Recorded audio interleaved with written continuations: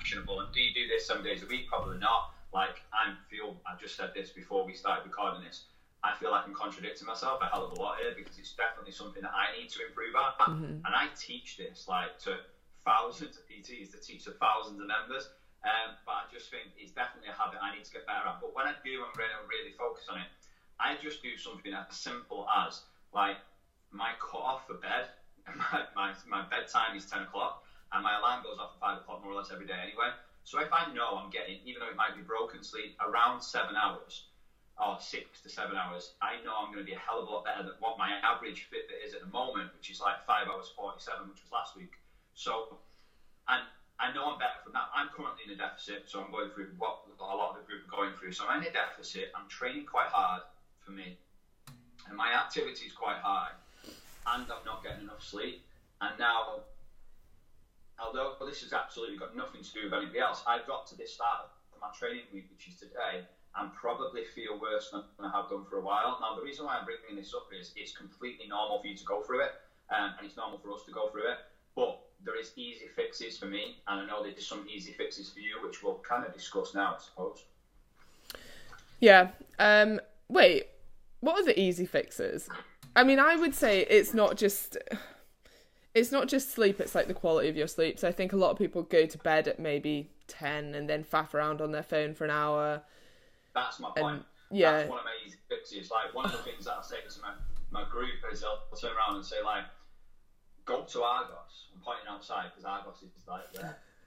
Go to Argos and come get yourself an old alarm clock, or just get an alarm clock, put that into your bedroom and keep your phone downstairs. And I know that might be tough for some people, but I do stupid things like get up during the night and check my emails at 3 o'clock in the morning. Yeah, and then you're awake because you're like, oh God, I know I'm going to have to deal with that tomorrow.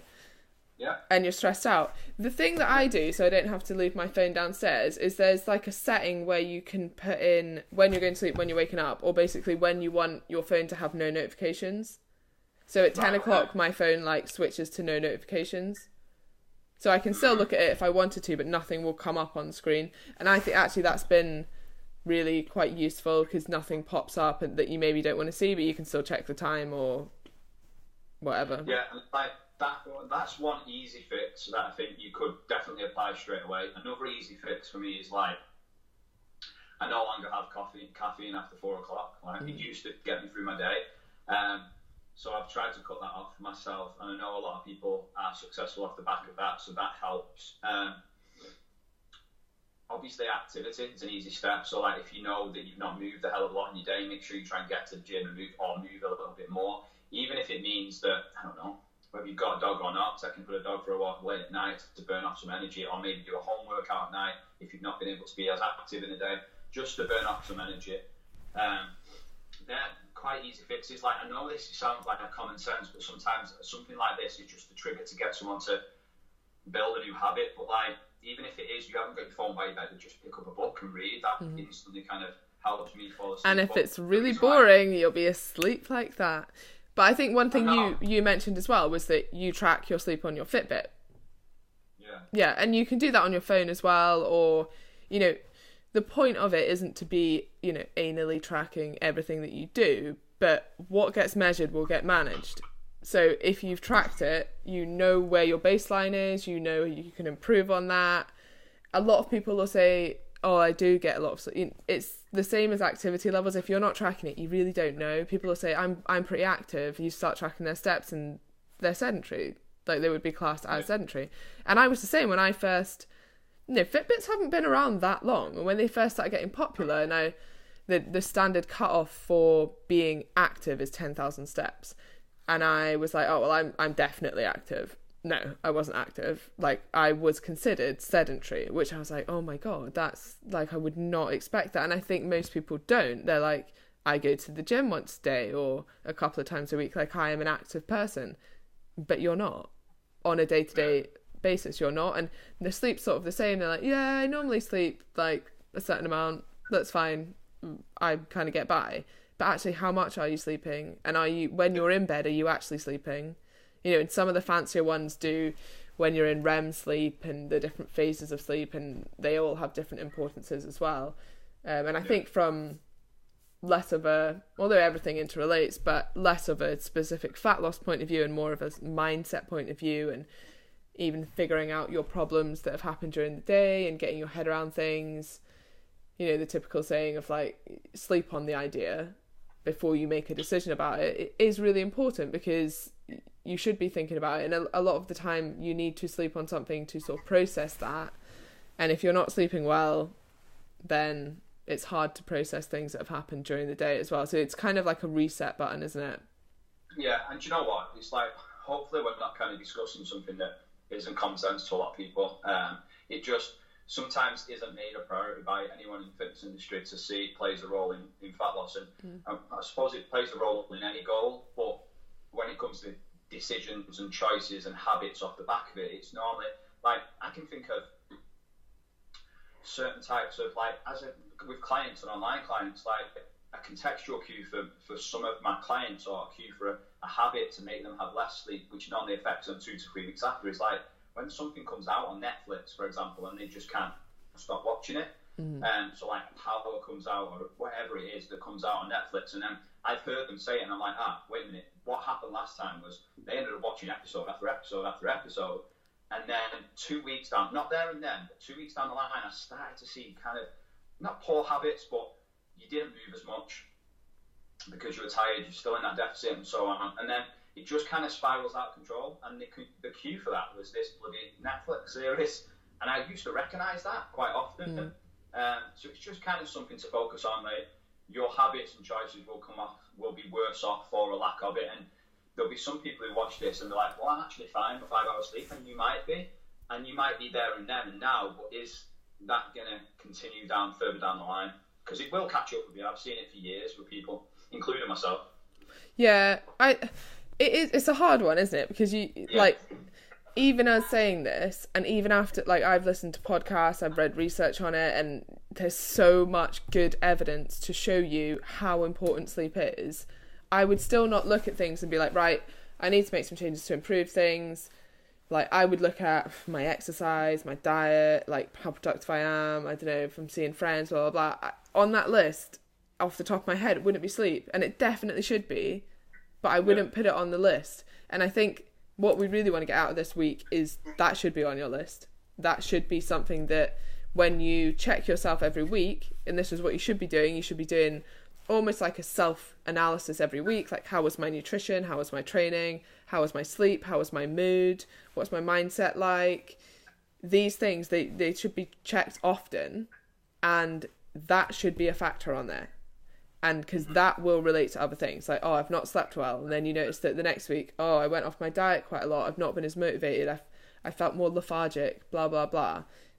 Those things, they're important, and if you're not measuring all of it, or it's not even measuring it, you don't have to have exactly the hours you've slept every night, but if you're not considering it as an important factor, it could be a reason that diets are harder, or you end up falling off your diet.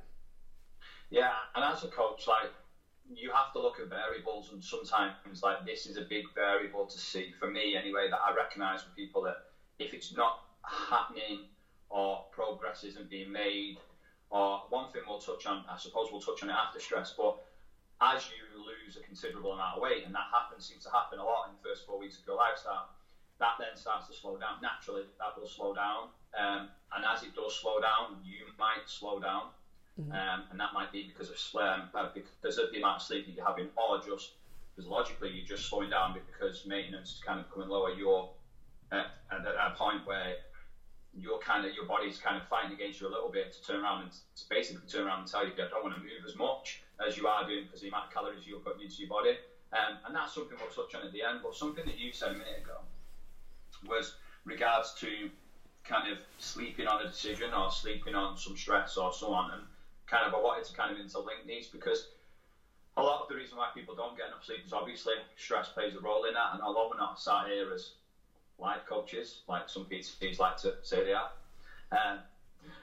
life coaches or whatever, but it plays a role again in behaviours and decisions. Now, one thing that does help me is that if I've got, I don't know, stress going on with work or life situation scenarios, I literally, like, I know you're a fan of lists. But I literally write a list, and that might be sometimes before I go to bed, so I can put all my thoughts down on paper. And then, do I sleep better for it? Probably. I sleep better for it. But it does help me in my stressful situations. I 100% sleep better for it. And I think a lot of the reasons that people stress nowadays, or I know that a lot of the sources of my stress are that I'm going to forget to do something. You know, and if it's written down in a list, you know it's there, it's ready, it's for the next day. You can be like, right, I'm sleeping, but when I get up, I know what I'm doing.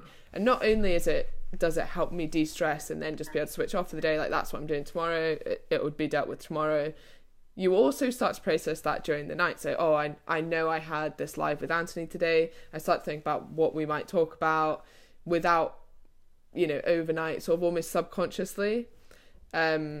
So you kind of prepare. We have this stuff prepared for weeks. What you want yeah. You kind of prepare yourself for what's happening the next day as well. So you will be more productive. And not only that, I find in the morning especially productive, because if you don't have a plan for what you're doing in the morning, you tend to get up and like doss around a bit and just think, oh, well, what needs done today? And then it's like an hour's gone before you figured out what actually needs done that day. And you've missed what could be an extremely productive hour of your time. But not only that, I think that hour when you first wake up is often, well, for me anyway, when my brain works best. There's less distractions as well. I get up quite early, so no one else is awake. No one expects a reply from you. You can sort of use that to do a bit more of your creative work. And this is a complete side topic. But when you're looking at productivity as well, something I've noticed is that I won't look at more mundane things like replying to standard email replies. That morning where it's like prime time should be used for when, like, in my head's in the best space for being creative, writing good content, maybe writing new programs or articles, whatever it is, that should be used for that time. And then when you're doing sort of more mundane tasks that don't require as much creativity, you can do that later on in the day when your brain's sort of mellowed out. That works for me anyway. Well, it's good. You know what? I've heard that from so many people before. I was just sat here thinking, well, I normally train first thing in the morning. I'll have clients who train after them. And I know I'll be more effective in the morning because it's my only time to train. And if I don't train in the morning, like this morning, I feel worse off it from a productive and a mindset point of view for the rest of the day. It does affect my work. But that's just us. No one cares about us. No, they don't. No. But, so stress. So for the average person, I was just trying to bring it back to stress then. For the average person who, I suppose everyone deals with stress in different ways and everyone's got different stresses and so on. What would be your kind of quick tips and advice to prevent people going off track just because of kind of stressful situations? Because it's easy for me to turn around and go, right, well, if the boss pisses you off at work, if the boss pisses you off at work, then an easy one for me would be, and something I've said in the past, is that instead of going home, getting you a couple of bottles of wine and getting a takeaway and all that stuff that I said at the start, an easy one would be just take your gym kit and try and go to the gym after work and de-stress there and so on. But that's easy for me to say. I understand that's not a priority for people. They won't see that as a coping mechanism. How would you get around it or support people with stuff like that? I mean, stress is a hard one, especially when you're talking about sleep as well, because there is that awful vicious cycle of I'm stressed, so I don't sleep because, maybe you're stressed because you've got a load of work to do, so you're up all night worrying about it, and then you're more stressed, and then you realise how important sleep is because we've just told you it's so important. You're like, oh my God, I'm stressing that I'm not getting sleep now. And it turned into sort of vicious cycle. Ways of dealing with stress, I mean, you kind of nailed it. Like, you will feel better doing things that are going to help you long term. So maybe investing some time in yourself, whether that be just a walk to chill out, like meditation. It doesn't have to be like wishy-washy meditation. I think meditation can be anything for anyone. Meditation for you might be going for a walk, or it might be sitting and reading, or it might be actually doing a meditation app. But it doesn't have to be that. And if that doesn't sound like something you want to do or that you particularly resonate with, that's absolutely fine as well. Again, we were speaking about lists, but writing down your feelings, like journaling, can be a really good de-stressor. And even just getting it out, like writing it on paper, makes you think, it sort of makes you look at things more logically, and you can go through those things. I think it's very hard to do, but try and get some perspective. So you know, like everybody knows that having a bottle of wine at night isn't going to help their stress at all. You know, it will for, you know, that night, but long term it's going to make it worse.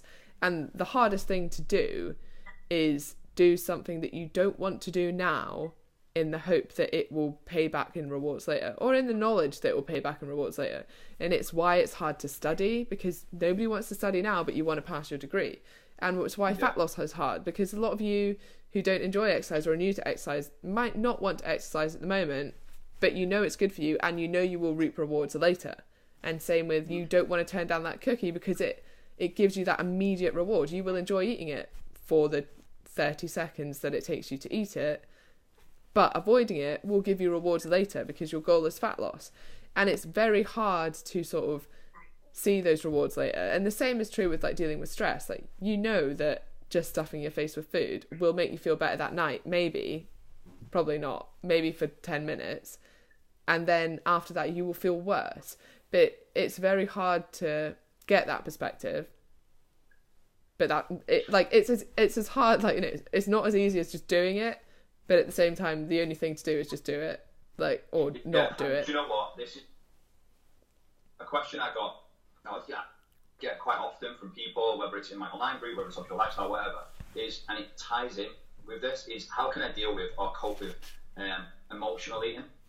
And this kind of like, you're labelling it at first, so we need to kind of get away from that, because in some cases it's just you're in a high stressful environment, or you're stressed about something, or you don't feel great about yourself, so you turn to something for, suppose it is a bit of short-term gratification, isn't it? Like, right, I'm doing this because it's just going to make me feel good for the next 5 minutes, and then it's probably going to make me feel worse going forward.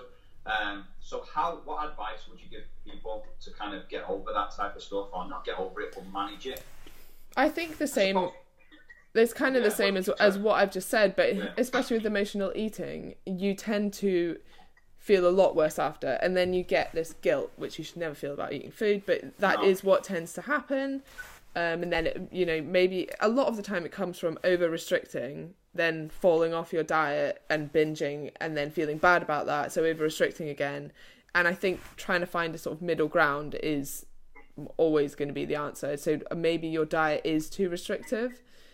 In terms of dealing with emotional eating and getting to the bottom of that, journaling is great.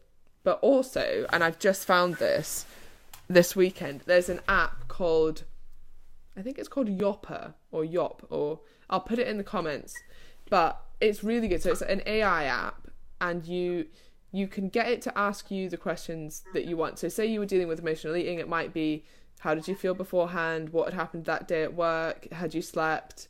You know, why were you upset? What was the situation? Blah, blah, blah. And it just creates this picture around it, and the app sort of talks to you. So it gets to know you. So you have to put in the time to use it. The first time you use it, you'll get nothing from it. But as it starts to know you, you can almost like answer your own questions. So it might remind you of how you said that you felt the last time you emotionally ate. So you'd go into the app after, and you'd maybe put in the day after, you might be like, I feel awful because this and this. Why do you feel like that? What are you doing about it? Blah, blah, blah. And then it sort of helps you, because like, oh, well, last time you decided to do this and it made you feel good. Or the last time you felt good and you avoided emotional eating, this is what you said. And it reminds you of these things, which I actually found it this weekend, and someone was using it more for mindset, like when do you feel stressed? What did you do last time with the situation? But it would work very well for emotional eating, I think. Because I often, before I knew about that app, I'd often tell clients just to write down, you know, how they felt after. Or almost like a note to themselves, like, hey, Emma, remember last time you did this and how crap you felt the next day? It wasn't worth it. Go and have a nutritious meal and go for a walk, get out of the kitchen. This is what, like, just a sort of like note to self. And it works for some people, but I think this app's even more intuitive, that it can sort of pick up other things that, like other environmental things that might correlate to when you are more likely to emotionally eat. And I guess things like, are you on your period? Is it the week before you put, you know, even menstrual cycle things, stresses at work, arguments. Yeah. Okay, and I know we've kind of touched on that before, but regards to where you are in the menstrual cycle, and then at what time, I know this is very individual, and people like to blow it up into like everyone's affected by it at this stage and so on. And I know we've touched on it slightly before, but if people have recognised that they've gone into that kind of phase of the menstrual cycle where they do have high cravings, and it's where they go and get the most, probably the hyperpalatable type foods and stuff like that, what advice would you give? I know we've talked about taking them back to maintenance and so on, but how would someone apply that so they don't completely derail? Someone would apply. So, like, the advice would be, if someone really, really struggles with that and they recognise it as a cue to help them, to basically let them derail.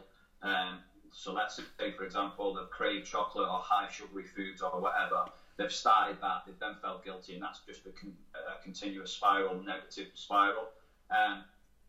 Obviously, we turn around and say to manage it, try and go back to maintenance calories and understand what they are and what types of foods you could have so you don't derail. Is there any other advice that you'd give?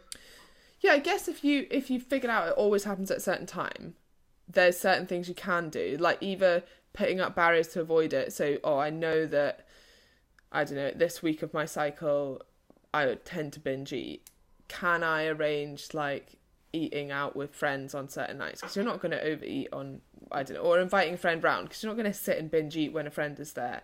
Or maybe having dinner earlier or having dinner later, just little things that might work for you, or saying, actually, I'm going to be out of the house, so maybe I take my dinner with me and then I go to the gym and then I do something else. Or maybe keeping busy that week, so there's that sort of avoidance technique. Sometimes just the fact that you know it's happening that week kind of is like a benefit, because you're like, actually, I know that this week I'm extremely hormonal and almost don't trust my feelings.